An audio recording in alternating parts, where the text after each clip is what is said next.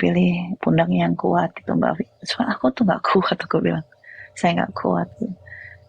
Tapi ya gimana ya, aku mau gimana, Allah mentakdirkan saya seperti ini, saya harus hadapin gitu. Anak saya nggak akan kuat karena godaannya terlalu besar. Mereka tidak bisa pakai kutek kalau dia Islam gitu kan. Saya bilang sama anak-anak saya, keduniaan kamu terlalu tinggi nak, keduniaanmu terlalu tinggi sehingga kamu sampai gelagapan menghadapi dunia ini. Saya bilang apa, karena ya seperti gitu ya. Kalau saya bilang sama dia, saya bisa seperti itu. Makanya dari itu saya bilang kalau di dalam Islam itu dunia itu penjaranya orang beriman.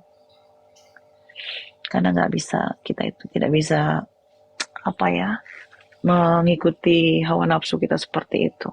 Ya sekarang kan kalau di dalam Islam kita tidak bisa pakai kutek seenak-enaknya kita kecuali kita lagi gitu kan kalau perempuan. Kita tidak bisa baju yang terbuka-terbuka kalau perempuan gitu. Tapi mereka kan ya aduh, aku kalau udah ngomong gini tuh sesak nafasku. Ya tentunya kan gini juga Uti. Di Al-Baqarah ayat-ayat terakhir itu kan Allah tidak memberikan cobaan yang kita tidak mampu untuk melaluinya gitu kan. Lalu nafsa illa Ya, asha gitu. Nah, ya, maka sahabat, jadi ya istiqomah lah. Ya ya, insya kita Allah. berusaha untuk semaksimal mungkin apa yang kita bisa dapat perbuat. Tentang anak tetap apa sih namanya ya, mendekati, berbicara ya kan, Iya, tanpa henti, tanpa itu, apalagi kalau misalnya masih serumah, masih bisa dibicarakan, masih bisa diajak ngobrol. Beda lagi kalau sudah pindah rumah, pisah rumah maksudnya, atau udah berkeluarga, itu memang agak sulit juga. Tapi kalau masih dalam rumah ya insya Allah lah, tetap berdoa semoga iya, dilembutkan hatinya kan, begitu kan, karena selalu, ya, Allah yang maha selalu. membolak-balikan hati ya kan. Iya, iya, Ya selalu tetap aku selalu tetap gitu karena ya, memang cuma mungkin apa hanya itu doa aja sih. aja senjata kita. Iya, betul betul. Jadi apalagi Iya, yang bisa, karena kan ya apa, karena kita sudah berusaha untuk itu ya kan, ya iya, ya inilah hidup. iya, betul. Iya betul betul sekali itu. Aku makanya kemarin itu anak saya yang pertama itu menikah bulan Agustus. Dia datang gitu. Dia bilang, Bunda, dia nangis. Aku bilang sama dia gini, kakak tahu nggak? Bunda tetap berharap satu saat kakak akan datang dan kembali ke dalam Islam lagi. Aku akan tetap berdoa. Aku bilang gitu ke dia. Gitu. Oh iya ya, awalnya ketika masih ada bapak, masih dengan bapaknya masih bersatu kan, beliau Islam ya. Dalam tanda kutip, tak Islamnya itu memang sesuai keinginan atau hanya untuk sekedar pernikahan atau apa? Berarti Iya. artinya anak-anaknya pun Muslim Islam ya. Yes. Ya pas Yes. mungkin, eh, kalau boleh tahu pas ngambil kesimpulan dia keluar itu, Balik. ya Oh ya, balik jadi setelah gini. setelah ayahnya bisa juga. Jadi gini Pak, apa namanya, waktu itu saya masih di Indonesia 2004 ya, 2004 saya masih di Indonesia. Saya itu apa, lihat orang sholat Jumat gitu. Ini awal-awalnya nih saya tahu. Sebenarnya saya sudah tahu gerak-gerik itu. Tapi ini ini ya namanya orang berumah tangga itu kita tuh cinta, ngerti nggak, sama suami itu cinta. Ini ya quote and quote ya, cinta. Saya masih berpikir dia masih berislam gitu aja.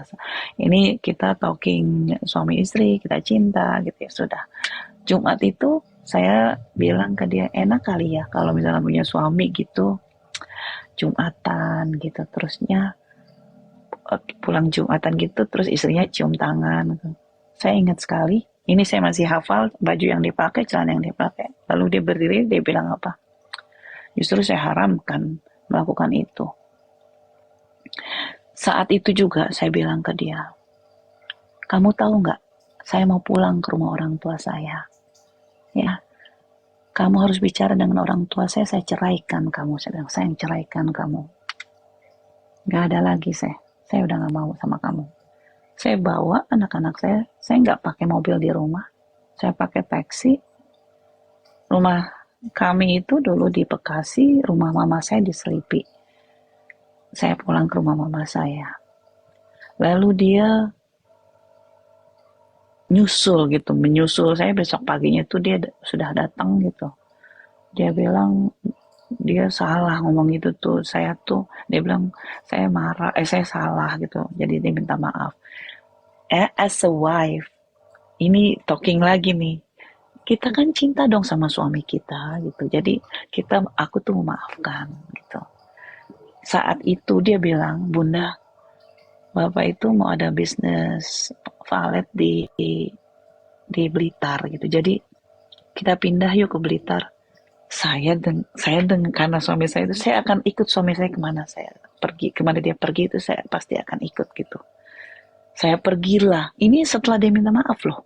2 hari kemudian dia memutuskan untuk kita itu pergi ke Blitar. Lalu saya pergi ke Blitar. Jumat kami sampai di Blitar. Sabtu leyeh-leyeh. Hari Minggu pagi saya lihat dia pakai baju kotak-kotak. Saya tanya, Bapak mau kemana kok sudah rapi? Jam 9 gitu. Dia pakai sepatu, dia bilang, mau ke gereja lah. Tunggu dulu. Kamu pergi ke gereja, saya akan pulang ke Jakarta. Belikan saya tiket, saya mau balik sama anak-anak saya. Kamu pikir saya dibawa ke Blitar ini untuk lihat kamu pergi ke gereja? Dan kamu pikir ini karena kampungmu saya takut? Saya nggak takut. Kumpulkan kakakmu semua di sini. Saya mau bicara. Saya mau ceraikan kamu dan tidak akan pernah lagi ketemu kita ini berdua. Memang semua itu ada di Blitar waktu itu. Saya sebenarnya salah satu adik dan kakak ipar yang paling mereka cintain. Karena ketika saya menikah itu orangnya, saya menikah dengan seluruh keluarganya. Jadi saya tidak ada cerita seperti orang-orang lain gitu, misalnya berantem lah dengan mertua, tidak enak lain. Saya tidak pernah seperti itu. Bukan pribadi saya seperti itu. Jadi ketika saya menikah dengan adiknya, menikah dengan kakaknya, ibunya, bapaknya. Bapaknya sakit juga gara-gara saya gitu. Karena bapaknya maunya itu saya seperti kakak iparnya dia, melepas hijab, masuk Kristen. Saya bilang, gini loh Pak, yang mau sama saya itu bukan saya tidak mau sama anaknya Bapak, saya tidak suka. Karena dia berkorban. Yang dimaksud Bapak ini siapa nih? Mertua saya. Kan dia maunya saya masuk Kristen gitu kan. Sampai dia tuh sakit gitu. Tuh lihat tuh katanya kakak iparmu bukan cuma cantik orangnya tapi cantik hatinya gitu. Saya bilang cantik hatinya maksudnya karena dia masuk Kristen Pak. Kristen itu saya itu sebenarnya keturunan dari kakek saya itu Belanda. Jadi separuh Katolik gitu loh. Dari kakek saya cuma banyak yang masuk Islam, tapi ada beberapa adik dari kakek saya itu masih Katolik gitu. Sebenarnya ada di daerah saya juga ada Kristen gitu. Cuma kalau kakek saya itu, istrinya kakek saya itu, nenek aku itu masuk Islam. Dulu itu di Pelni itu kan rumah sakit Pelni KPM gitu kan, di rumah sakit Pelni Jakarta. Jadi banyak kesusteran itu dulu Bekasinya di mana, Belanda. Bekasinya itu di Duren Jaya, Pak. Belakang pasar. Aku lupa sekali ya. Tapi terusnya aku pindah ke samping Taman Buah Mekarsari itu ada Citra Raya di situ ya. Ya, Citra Raya tahu. Jauh, Jonggol. Iya, terus aku pindah ke sana gitu. Itulah rumah kami terakhir, lalu kami pindah ke mana. Ya, kayak gitu. Jadi ya begitulah ceritanya. Ya. Sekarang ketiga-tiganya keluar dari Islam semua? Apa masih ada?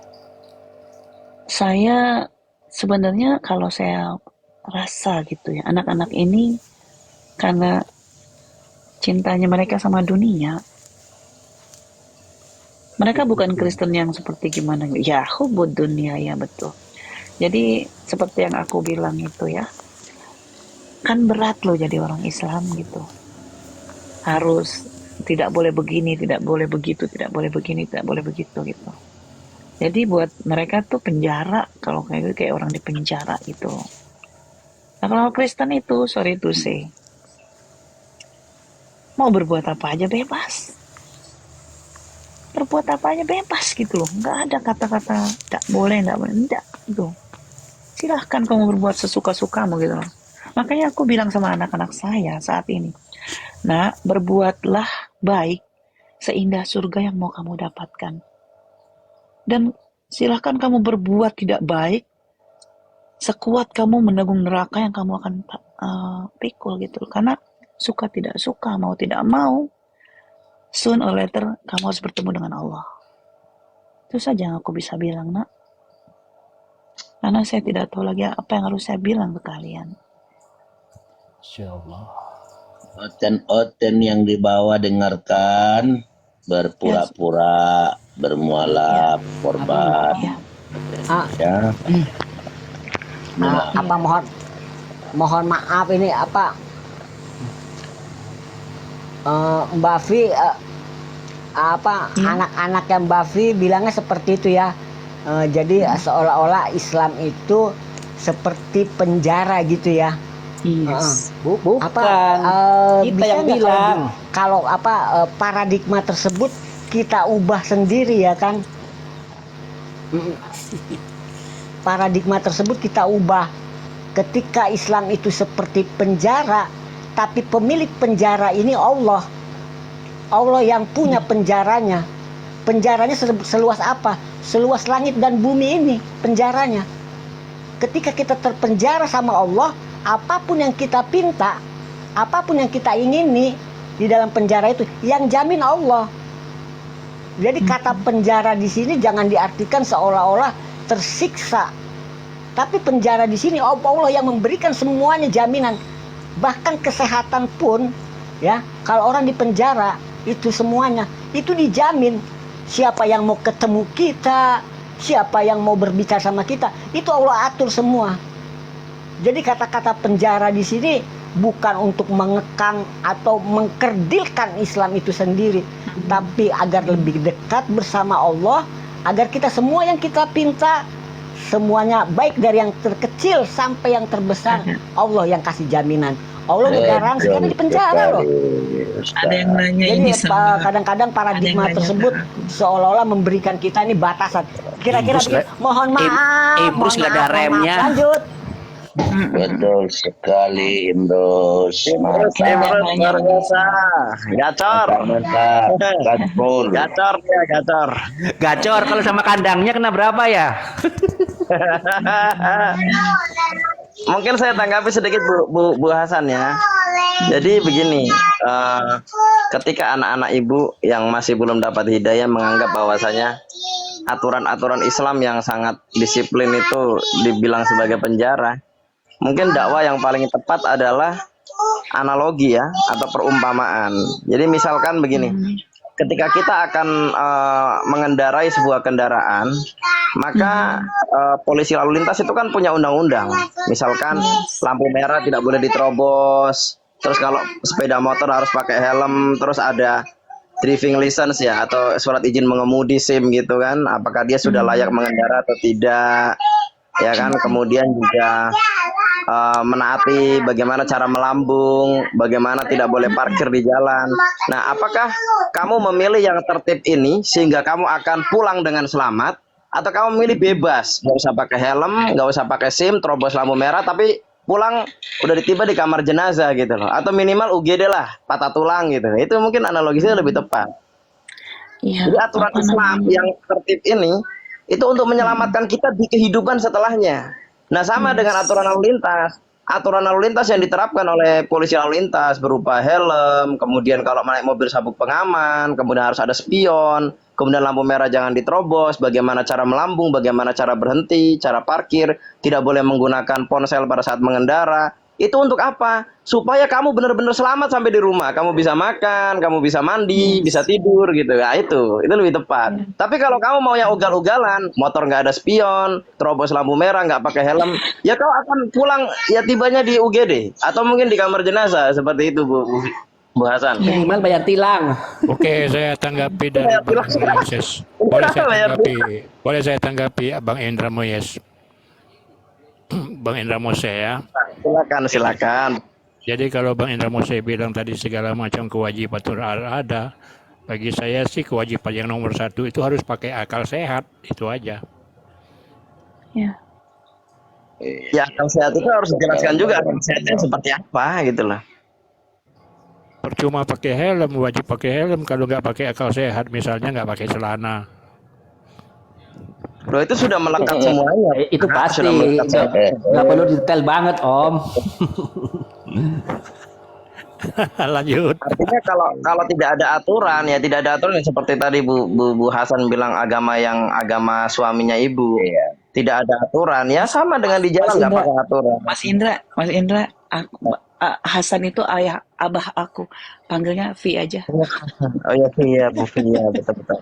Berarti binti Hasannya. Nah sekarang gini kalau nggak pakai aturan ya kan, kita naik mobil nih, langsung aja berhenti di jalan, langsung rem mendadak, nggak usah lampu sein gitu, langsung aja rem, itu tabrakan beruntun itu pasti, diar gitu ya. Nah itu kalau nggak mau pakai aturan. Nah itulah anggap aturan Islam itu untuk menyelamatkan kita di tempat tujuan. Jalan ini kan hanya apa ya? Jalan ini kan hanya perlintasan. Makanya dibilang ihdinas siratal mustaqim, tunjukilah kami jalan yang lurus. Artinya apa? Benar-benar lurus sampai ke tujuan gitu loh, bukan belok ke kiri, masuk ke rumah sakit umum daerah gitu loh, patah tulang, ya kan, kepala bocor gitu maksudnya. Yes. Tapi ya gitu ya Mas Indra, karena memang kebetulan saya adanya di bumi seperti ini. Saya percaya semuanya ini dari Allah ya. Makanya waktu kemarin itu 23 Desember tahun 2000 berapa ya, mau menuju tahun ini, Cikal itu bilang, Bunda, I need to talk to you. Aku kok bisa langsung bilang gitu tuh, aku lihat matanya, aku bilang, about religion deh. Dia langsung nangis loh. Yes Bunda, I don't believe in Islam. Aku nangis, dia nangis, aku nangis, Sharon nangis semuanya. So about you Sharon, I am 50-50 Bunda. Saya mau bagi cerita juga ini. Pengalaman yang seperti ibu ini mungkin tidak. Mungkin ya. Ini kejadiannya di Jakarta, di rumah sakit nih. Di rumah sakit itu Oten sering Bang datang Raja Dolar, boleh nggak saya 30 detik aja Bang Raja Dolar? Aduh, Nggak boleh. aduh, harganya naik ini kalau begini, gacor sekali Pak. Boleh, Bagaimana? nggak boleh. Apa itu? Silakan. Gacor ini. Apa itu, Bros? Kasihan. Nanti ikut pertandingan ya Imrus ya. Sepertinya mendadak sekali ya. Silakan. Mendadak sekali. Apa itu? Imrus sinyalnya merah tuh. Apa yang 30 Udah detik? ngomong, Bros. Ya Bros, ayo langsung. Giliranmu nih. Coba Dulu Bang Sen. Dia delay dia di Konoha dia, di Burundi. Kan di Wakanda dia. Negara Gini Wakanda. apa tadi yang disebutkan Bang Indra tadi tuh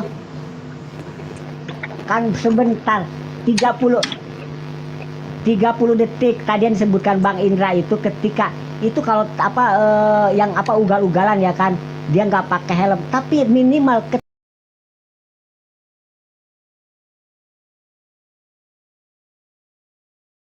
ketika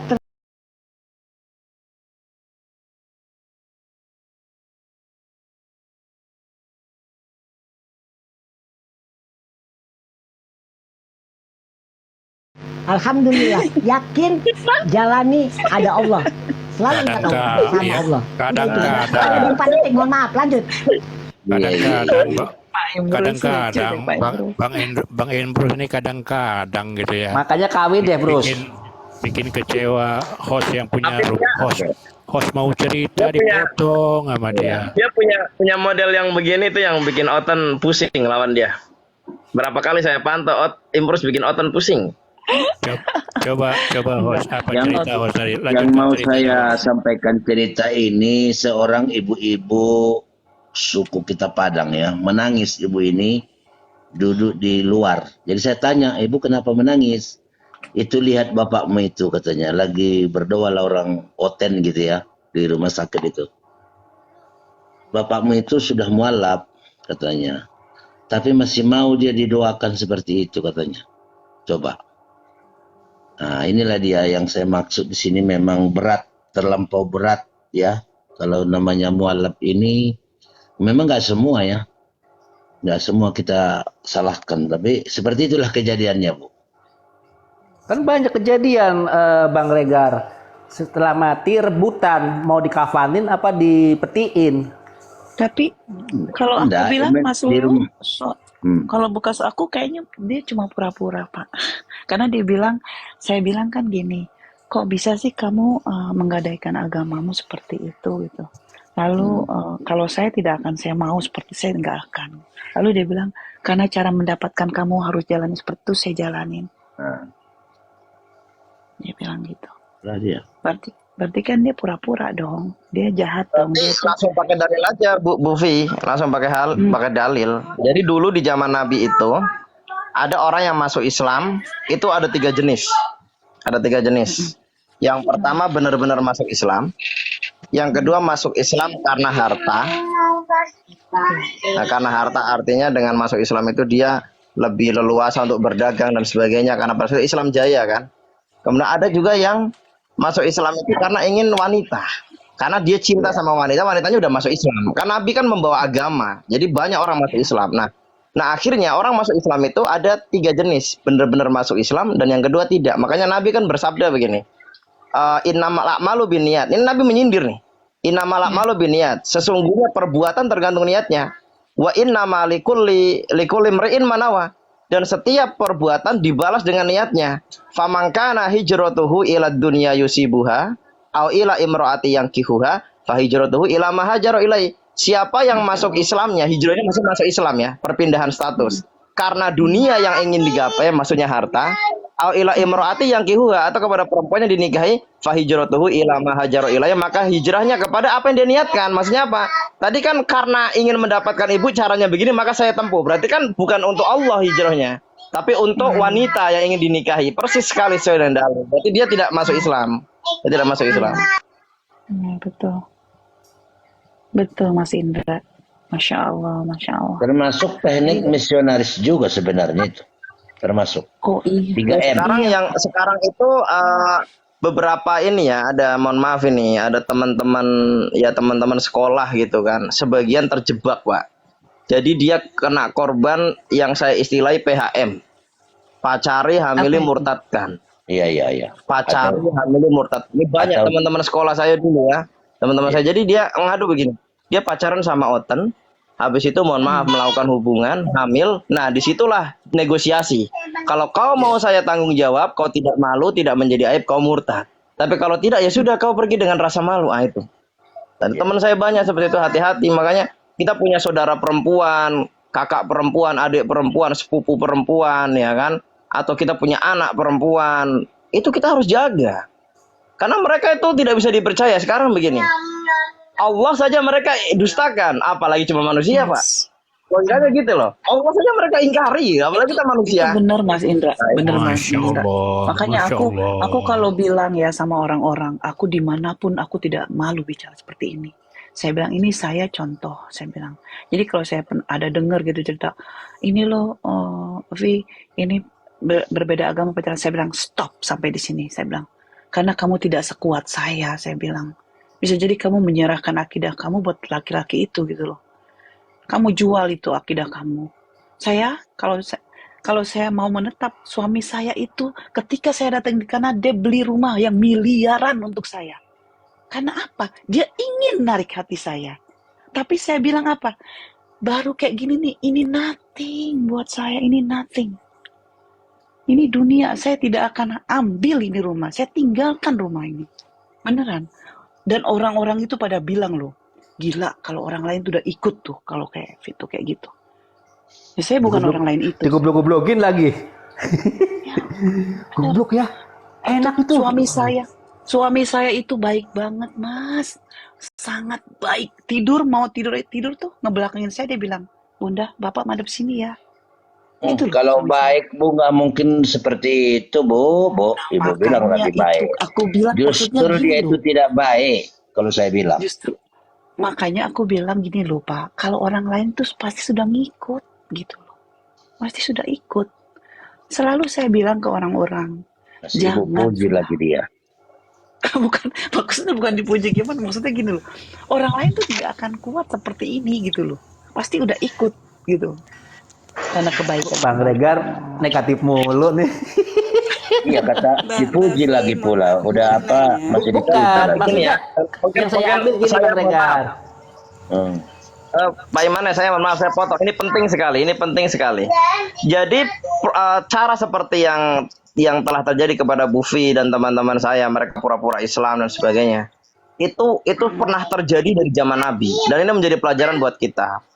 Yaitu apa? Bahwasanya orang-orang kafir itu ketika putus asa memurtadkan kaum muslimin kembali ke agama kekafiran, caranya adalah dengan cara mengikat kekeluargaan. Loh, apa iya? Iya. Dulu Abu Jahal ini yang tokohnya orang kafir Quraisy pernah melamar Fatimah binti Rasulullah Shallallahu Alaihi Wasallam untuk dinikahkan kepada anaknya. Iya kan? Dengan kekayaan yang sangat luar biasa. Karena Abu Jahal ini orang kaya, Pak.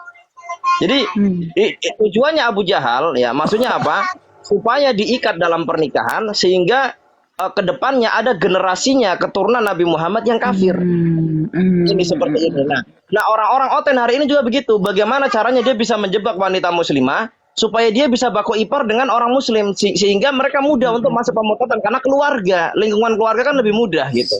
Nah, tapi Nabi Muhammad SAW lebih memilih menikahkan Fatimah radhiyallahu anha dengan Ali bin Abi Thalib radhiyallahu anhu yang pada saat itu hanya dengan cincin besi karena Ali pada saat tidak punya apa-apa. Jadi itu termasuk misi dari Oten ya. Program, Pak. Program iya. Jadi programnya bagaimana dia bisa menjalin ikatan kekeluargaan dengan orang muslim. Jadi pertama Bu Hasan dulu, Bu Fi dulu dinikahi murtad sehingga lahir anak-anak yang maaf ya yang misalkan kafir gitu. Sehingga sepupunya muslim. Nah, di sini dia bisa masuk. Dia karena ikatan kekeluargaan dia bisa kemudian nanti ketika misalkan arisan dia bisa memasukkan fitnah-fitnah di situ. Nggak apa-apa, ini aja masuk keluarga kok itu. Dan itu bukan karangan Indra Mose, terjadi di zaman Nabi. Abu Jahal menawarkan putranya kepada Nabi dengan mas kawin yang besar sekali. Iya, betul sekali. Ini maaf ya Bu Pi ya. Ini kalau seperti ini Ibu bercerita dianggap pula nanti Ibu ada yang menuduh Ibu misionaris, kan nggak enak mendengarkan itu. Ini maaf ya. Bisa saja kan karena Ibu masih memuji. Iya kan masih memuji lagi dia baik. Masih Ibu bilang lagi dia baik, udah Ibu tersakiti. Bukan, ini Bang Regar salah nih. Udah diam. Bukan Anda yang saya bilang. Anda kan iya, maksudnya saya mau nggak usah diam. Anda dari dulu begitu modelnya. Bukan. Saya bisa bicara denganmu. Ngopi dulu. Enggak Bang juga begitu Bang Regar. Diam. Oh jangan begitu Bang, nggak boleh. Diam. Saya bilang diam. Satu aja Pak Imane. Kamu yang apa? Dari dulu ini berseberangan terus ini. Aduh, Seperti itu dari saya dulu ini orangnya ini. Dari dulu itu begitu. So jago. Sudah, nggak apa-apa. Iya. Salah persepsi aja itu. Nah, lanjut Pak Regar. Kalau dia yang paling benar, orang nggak boleh. Bang Raja Dolar, ingat Bang, kata sandinya saya cuma dibonceng. Ya itu dia. Kita aja dibonceng ini. nah, Itu jangan sifat ngomong dia itu begitu. dari dulu itu. Sifat dia memang begitu mulai dari saya kenal beliau itu. Coba lanjut ke yang pemurtatan Saya aja. pikir dia Lanjut berubah. aja. Itu lebih penting. Gantian ngomongnya sayang biar nggak recok. Enak dengarnya kalau gantian. Iya dia membatasi orang bicara dia yang paling betul. Begitu dia dari dulu itu. Membatasi orang, tapi gantian biar paham. Kan sudah pada tua semuanya kita di sini di room ini. Kalau nggak gantian yang mana yang mau didengarin? Kayak orang gila yang ngomong masing-masing. Silakan Bu Juli ngomong, silakan Ayo, Bu Juli. Bu Juli yang ngomong dulu Bu Juli. Sekarang gini, kalau room kita muslim, saya cuma punya saran, terserah mau ikutin atau tidak. Jangan pernah membuka aib diri sendiri. Yang kafir dengar itu nanti mereka praktekkan ke kita sendiri. Kan itu kebodohan kita akhirnya kan? Maka saya bilang tadi, Ibu ini kan memuji tadi, baik kali begini begono, oke lah, dia curhat. Tapi kan orang di bawah ada yang mendengar, kan begitu. Iya saya. Iya, Betul. tapi ngomongnya harus gantian. Bisa dibilang baik-baik. Nanti ibunya juga paham, Bu. Ibu nggak boleh begitu, kan enak didengarnya. Tapi kalau ngomong berdua sama-sama, pusing yang denger, Bang. Nah, saya cuma masukkan saran di sini.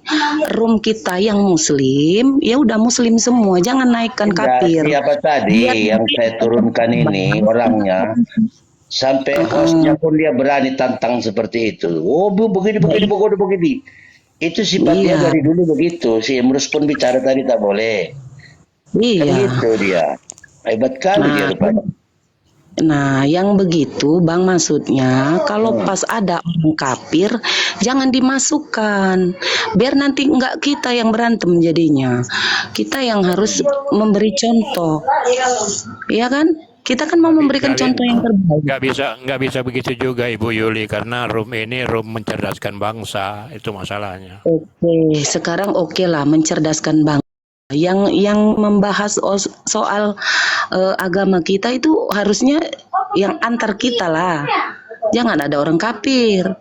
Mereka sudah bingung dengan Tuhan mereka, ditambah lagi bingung kita berantem bahas apa lagi, nggak maunya menang gontok-gontokan. Kan tambah gila mereka, bukan mencerdaskan lagi, tambah gila mereka. Ibu tadi tidak paham berarti. Ada bukan Islam juga dia tadi. Cuman asal ngomong, Emrus ngomong dia marahi gitu loh. Itu agamanya apa? Nggak ditanya tadi, Bang. Saya kan baru nyimak nih, jadi nggak tahu. Cuma saya lihat di situ ngotot-ngotot, nggak bisa ngomong, cuma ngomong bareng. Jadi nggak bisa mau ngambil kesimpulan apa akhirnya jadi pendengar ini. Gimana tadi Oten, Bu? Oten ya. Kalau Oten udah ngotot, nggak mau denger kata host, turunkan aja, Bang. Itu aja pesan saya. Ngapain rumah kita diobrak-abrik mereka, turunkan. Mau gimana terserah. Naikkan yang kafir lain. Naikkan kafir yang lain. Makanya saya tendang dia dari sini. Gak usah naik-naik dari sini. Ya tendang, karena room kita, ngapain mereka ngatur kita kan? Mereka mau dengar apa yang kita katakan. Mereka nggak suka, lari lah mereka. Gitu. Saya juga sekarang gini, Bang. Saya nggak bisa dilarang mau bilang orang yang lain dari agama saya orang kafir. Mau dengar silakan. Nggak suka, lari. Nggak usah ngomong sama saya. Gitu saya sekarang. Keras saya, Bang. Gitu aja. Karena saya lihat, saya perhatiin di room-room yang lain, pembicaraan kita, kerasnya kita terhadap Tuhan kita, mengakui bahwa Allah itu satu, esa, tidak beranak, tidak diperanakan, itu mereka sekarang udah adopsi. Jadi linglung mereka sekarang, Bang. Ada nanti nih, ada satu gerombolan, satu room yang sudah mengakui bahwa Allah itu satu. Jadi nggak akui lagi Tuhan yang digantung itu, yang ditelanjangin itu, yang ditetein itu, yang keluar dari selangkangan itu. Tuh enak nggak gue ngomong gitu, ya kan? Assalamualaikum warahmatullahi wabarakatuh. Waalaikumsalam warahmatullahi wabarakatuh. Oke, lanjut. Nah, jadi yang Anda kafir, Anda nggak suka ada di room muslim, silakan turun. Nggak usah seenak lu, semau jidat lu. Kalau mau semaunya jidat lu masuk room lu sendiri. Ngoceh di situ. Nanti kalau saya masuk, bikinlah saya seperti yang saya bikin sama kamu. Nah, gitu. Saya mau bilang ke Anda kafir, ya suka-suka saya, mulut-mulut saya. Iya kan? Saya makan juga nggak minta sama Anda. Dan di agama kami orang kafir itu orang yang percaya selain kepada Allah. Udah titik.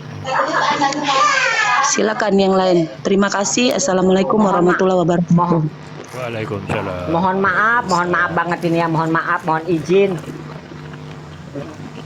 Ya, kenapa Bang Imbrus? Lanjut Bang Imbrus. Mohon maaf. Apa mau saya salibkan Bang Imrus? Udah saya maafkan Imrus, apalagi? Sudah Sudah saya lagi. maafkan. Silakan udah. bicara. Susu. Udah saya maafkan. Apalagi? Siap. Mohon maaf.